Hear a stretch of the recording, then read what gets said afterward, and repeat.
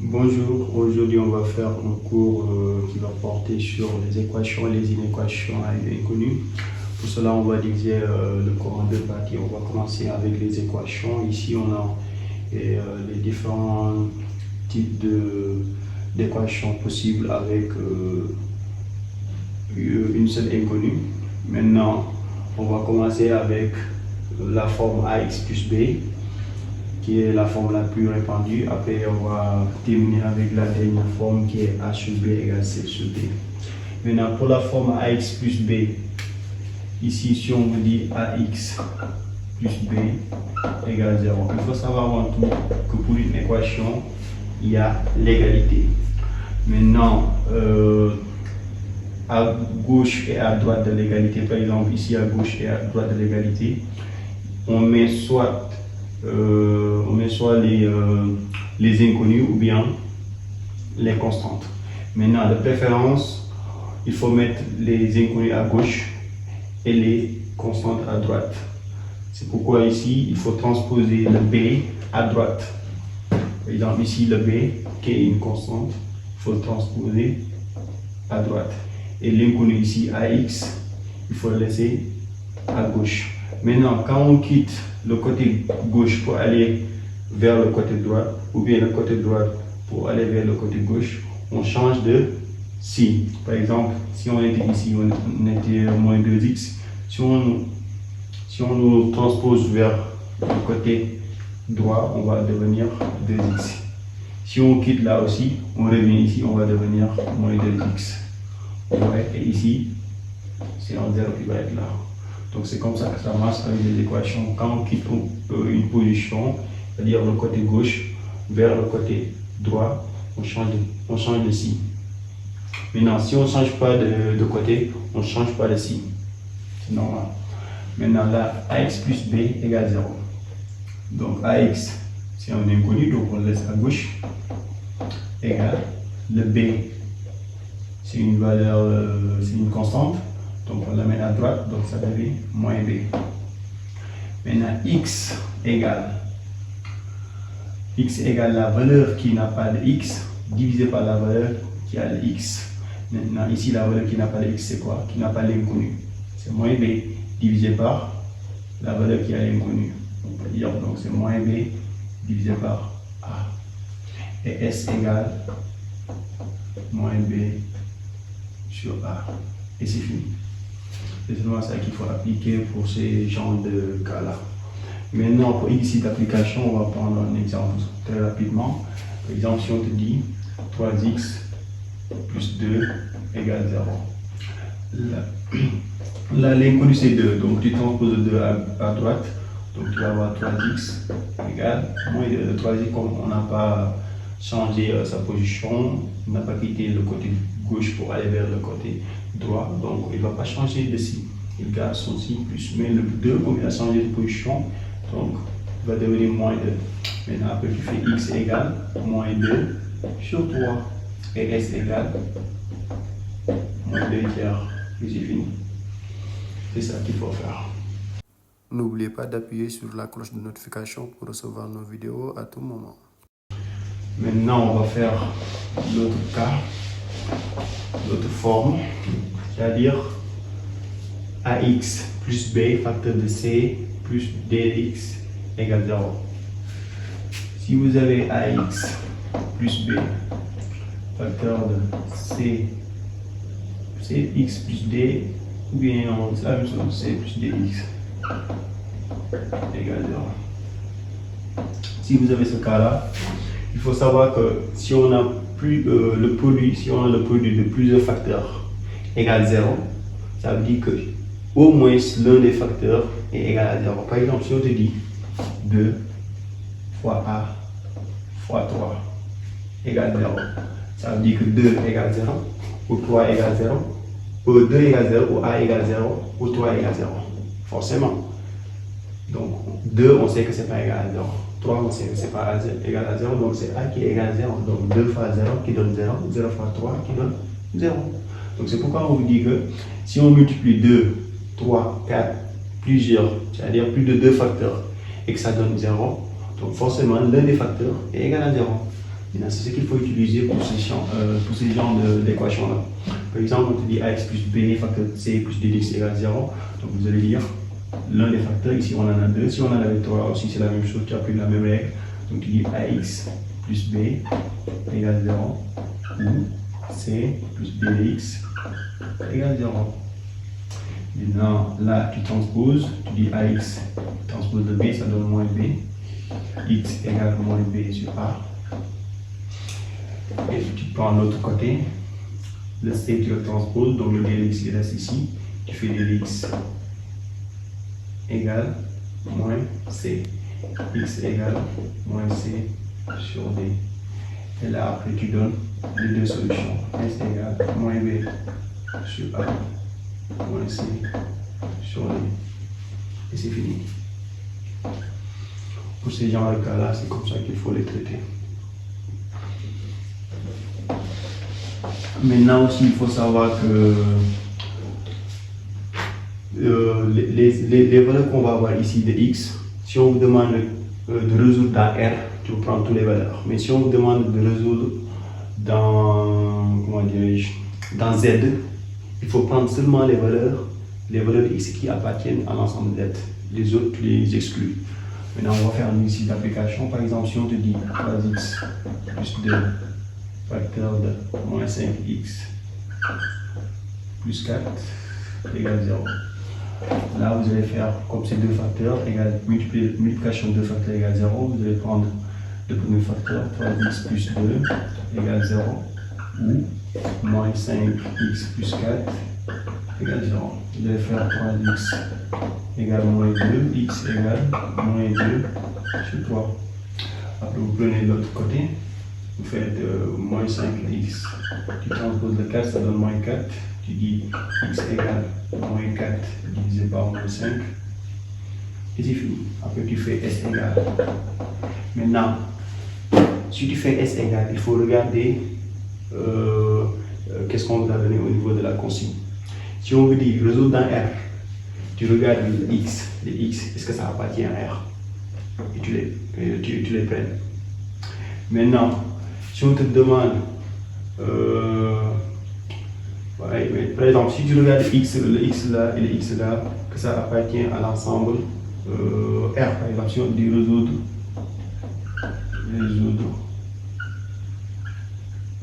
dans R. Voilà, si on demande de résoudre dans R, tu regardes les deux x, est-ce qu'ils appartiennent à l'ensemble R?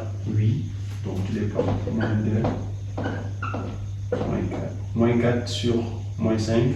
Moins sur moins, on peut dire que c'est 4 cinquièmes. Parce que moins divisé par moins, c'est plus. Ce n'est plus la peine de garder les moins. Donc tu vas faire 4 cinquièmes. Maintenant, si on t'avait demandé de résoudre dans Z, au lieu de dire R, on te demande dans Z. Donc tu vas avoir S égale l'ensemble vide.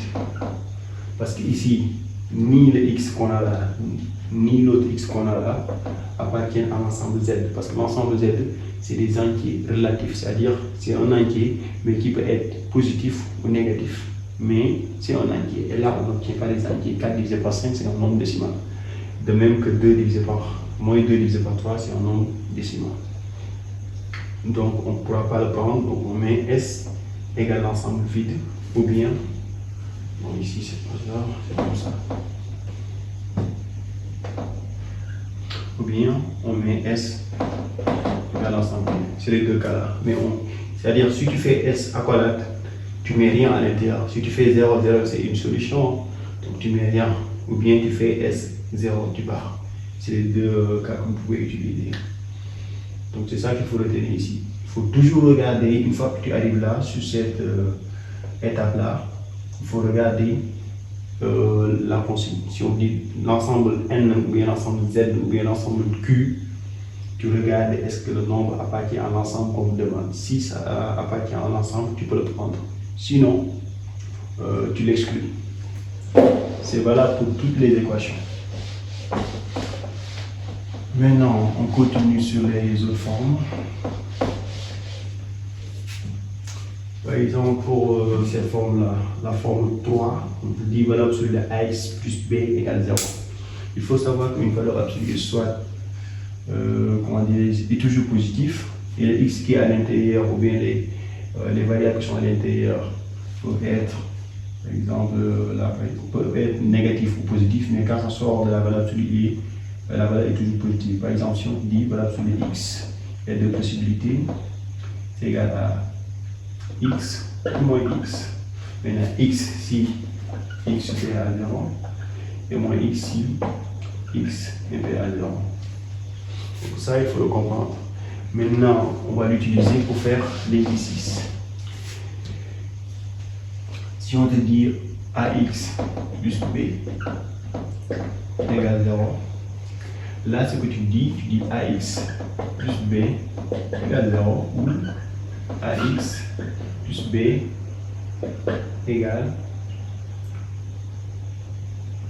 Ouais, parce que là, comme c'est égal à 0, c'est pas la peine de dire moins ax plus b. Si on te dit ax plus b égale 0, c'est-à-dire la valeur absolue, si c'est nul, automatiquement tu dis ax plus b est nul. C'est-à-dire si on te dit valeur absolue de x égale 0, donc x est égal à 0. C'est ça que tu vas utiliser. Ax plus b égale 0, donc forcément ax plus b égale 0. Et tu dis ax égale moins b, x égale moins b sur a. Et tu fais s égale, si on te dit dans l'ensemble R, tu prends tout. Parce que pour l'instant, tous les nombres que vous allez prendre vont appartenir à l'ensemble R. Donc c'est ça.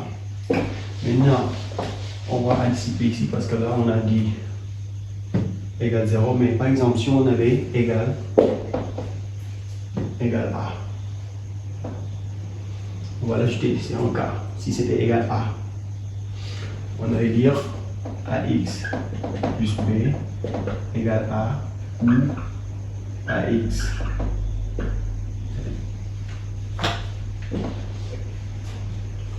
ou ax plus b égale moins a. C'est ça qu'on va écrire. En réalité, ce qui a provoqué ça, c'est ça. Par exemple, ax plus b. La valeur de ax plus b. Je vous ai dit qu'il y a deux possibilités. Soit c'est égal à ax plus b, c'est-à-dire la valeur qui est à l'intérieur, ou bien moins ax plus b.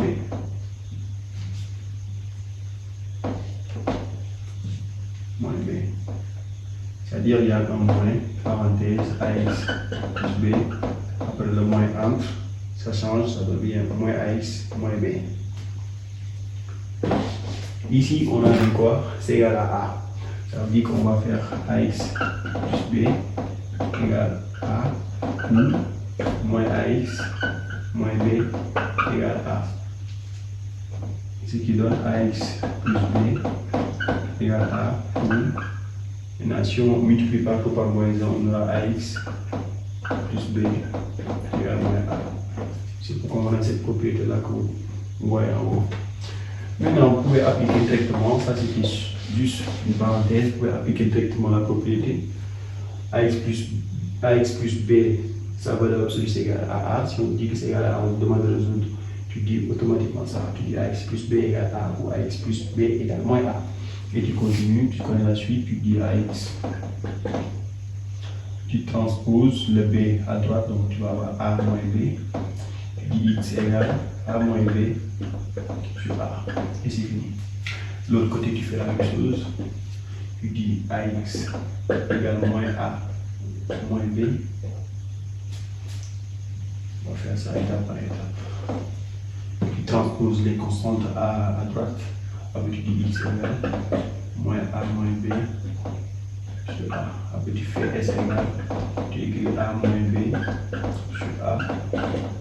Moins A moins b sur A. Et c'est fini. Donc c'est ça qu'il faut appliquer. Maintenant on va donner un exemple. Un exercice d'application.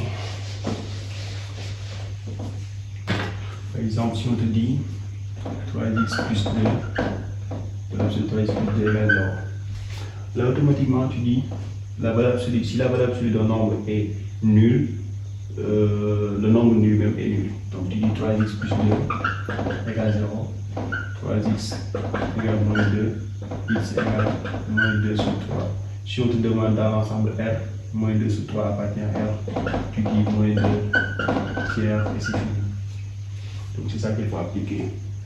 Si la valeur de nombre est nulle, le nombre est nul lui-même. Donc si on dit valeur de 3x plus 2 égale 0, donc il faut savoir que 3x plus 2 égale 0. Et la valeur absolue est toujours positive ou nulle. Ça, il faut le retenir. L'autre cas, si on te dit 5x plus 2, valeur de 5x plus 2 égale 7 par exemple. Là, tu dis 5x plus 2 égale 7 ou 5x plus 2 égale moins 7. Là, tu pourras faire 5x, deux équations, tu appliques la même propriété. Du 5x égale 7, le 2 tu le transposes, ça donne moins 2. L'autre côté, bien tu continues là, après tu continues là, c'est la même chose, ne pas faire d'erreur. Donc tu vas faire 5x égale 7 moins 2 qui fait 5. X égale 5 sur 5. X égale 1. C'est ça qu'il va faire. Maintenant sur l'autre côté, tu dis 5x égale 7. Non, là c'est moins 7. Moins 7, le 2 tu le transposes, ça donne moins 2. Donc tu vas avoir 5x égale moins 7, moins 2 qui fait moins 9. X égale moins 9 sur 5 qui fait 9 sur 5. Ça varie pas, on ne peut pas simplifier. Donc on le laisse comme ça. Après on fait notre S et on prend les deux valeurs qui appartiennent à l'ensemble qu'on nous a demandé en haut. Toujours il faut regarder l'ensemble. Le résultat n, tu prends que le nombre entier naturel, tu vas prendre que 1. L'autre tu l'exclus parce qu'il n'appartient pas à l'ensemble n. Maintenant si on dit l'ensemble R, tu prends tout. Donc tu dis 1, moins 2 c'est 2. Et c'est fini. Maintenant, si on, par hasard, si on t'avait donné 5 plus x plus 2 égale moins 7. Là, mon gars, je dis quelque chose. Ce n'est même pas la peine de combiner. Une valeur absolue est toujours positive ou nulle. Positif ou nul. Donc là, avant de développer ou de résoudre quoi que ce soit avec les valeurs absolues, il faut toujours regarder la valeur qui est égale à la valeur absolue. Si c'est négatif, tu dis impossible.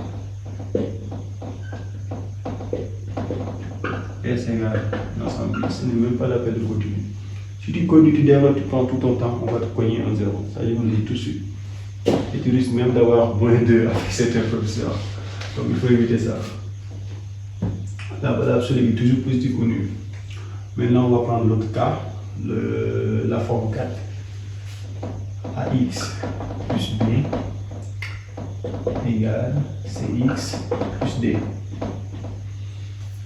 Là, c'est la même chose. C'est comme par exemple si ta valeur de x égale la valeur absolue de A. Tu vas dire x égale A ou x égale moins A. Et c'est fini, tu développes les deux côtés. C'est ça qu'il faut appliquer ici. Tu vas dire AX plus B égale CX plus D ou AX plus B égale moins CX plus D. Maintenant là tu développes cette partie, tu vas avoir AX. Ça tu le transposes, il a les X. Donc tu le transposes à gauche, il va devenir moins CX. Le B tu le transposes à droite, donc on va obtenir D qui n'a pas bougé, il ne change pas de signe. Le B comme il a bougé, il change de signe, donc moins B. Maintenant là AX moins CX. Comme on ne connaît pas les valeurs, les constantes, on ne les connaît pas, donc on va factoriser, on va dire x facteur de a moins c égale d moins b. Là, x égale la valeur qui n'est pas multipliée par x divisé par les valeurs qui sont multipliées par x, qui sont facteurs de x. Donc tu vas faire d moins b divisé par a moins c. Et c'est fini.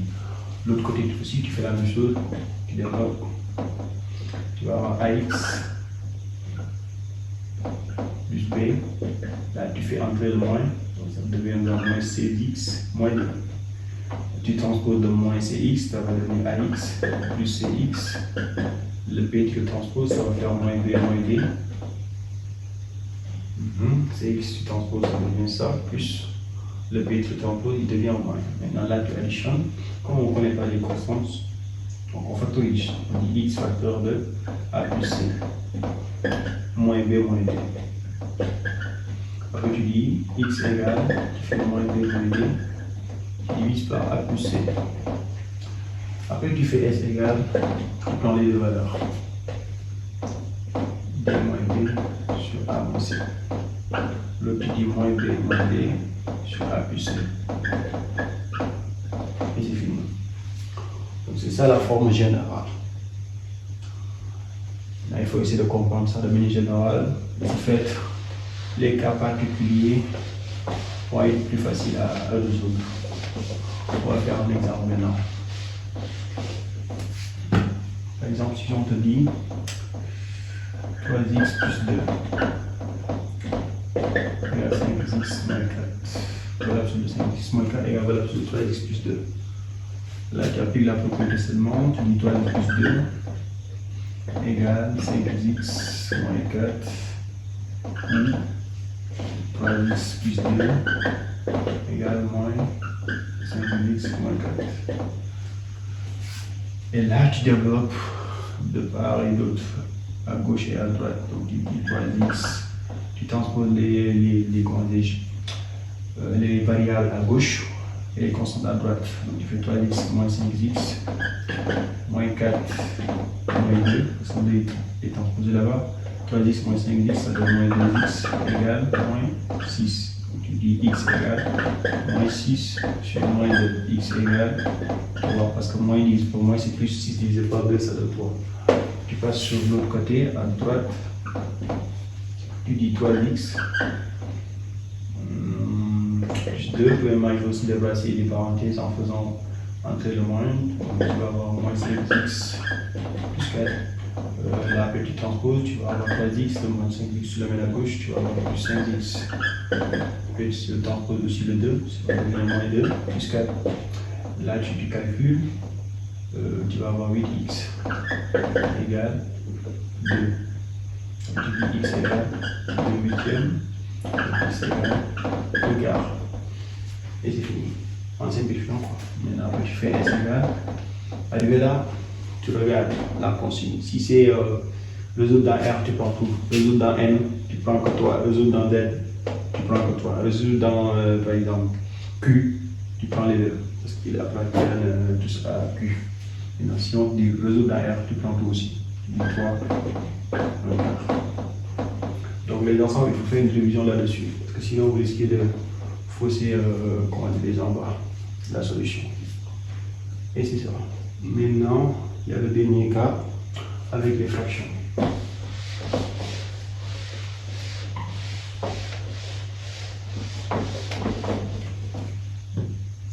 Pour les fractions, ici on a quoi? A sur B égale C sur D.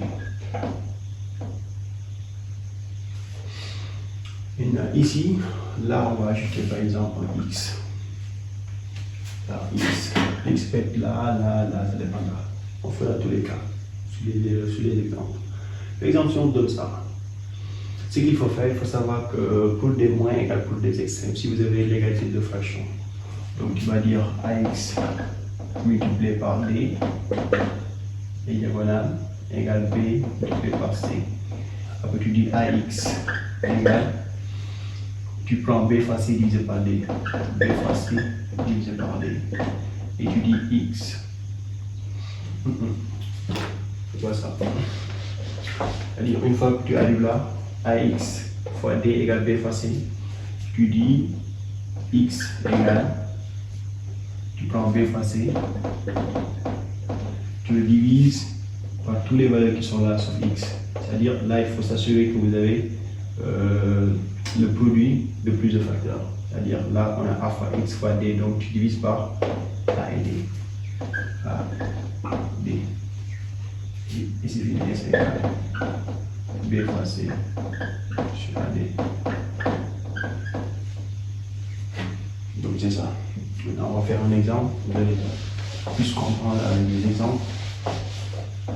Parce que là c'est un peu littéraire. L'exemple si on dit 3x sur 2 égale 5 quarts. Là ce qu'il faut faire, tu fais pour des moins pour des extrêmes. Tu dis 3x fois 4 égale 2 fois 5. 3 fois 4, ça donne combien? Ça donne 12x.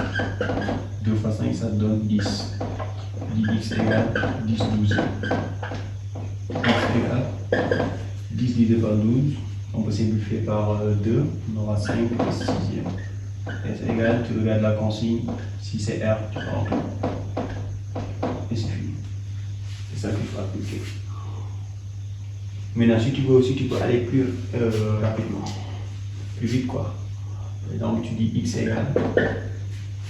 X, c'est ça, l'inconnu. Tu multiplies les deux diagonales.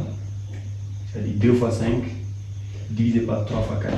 Si tu veux, tu fais ça directement. Tu dis 5 fois 2 divisé par 3 fois 4. Donc tu vas avoir x égale 5 fois 2, 10 sur 12 égale 5, 6. Tu as vu que c'est plus rapide. Mais si tu as des problèmes avec cette méthode-là, tu fais ça. Et ça, c'est plus rapide. On va faire d'autres exemples aussi. Par exemple, si tu as 5x plus 4 sur 3 égale 7 facteur de 2x moins 5 sur 4. Par exemple, si on donne ça, même chose, tu fais pour des moins égale pour des extrêmes. Tu dis 5x plus 4, tu le multiplies par le 4, donc il y a 4 devant, ou bien multiplié par 4, c'est la même chose. Tu fais 3 multiplié par ça, donc c'est 3 fois 7, facteur de 2x moins 5. Tu calcules là, tu fais un développement, 4 fois 5, 10, ça donne 2x, 4 fois 4, ça donne 16, plus 16, égale 3 fois 7, 21, maintenant 21 fois 2x, ça donne combien? 42x. Donc 3 fois 21, 21 fois moins 5. 21, 5, 5 fois 1, 5 fois 2, 10, c'est 105. Donc ça va faire moins 105, parce qu'il y a un moins. Donc 21 fois 5, ça fait moins 105. Après là, tu transposes les constantes à droite et les variables à gauche. Tu vas avoir x moins 42x égale moins 105 moins 16. Maintenant 20x moins 42x, ça fait moins 22x.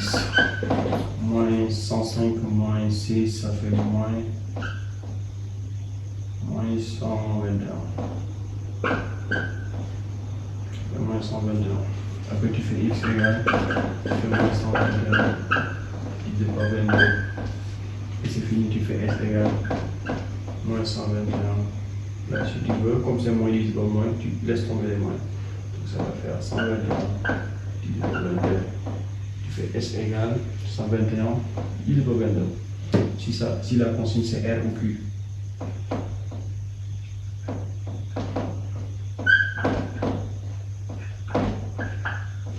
Donc c'est ça. Et il faut toujours revoir les calculs après avoir fini.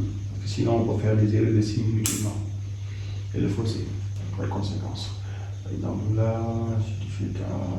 Ok, x plus 6. 4, ok, 21, 22, 5, 105. 16.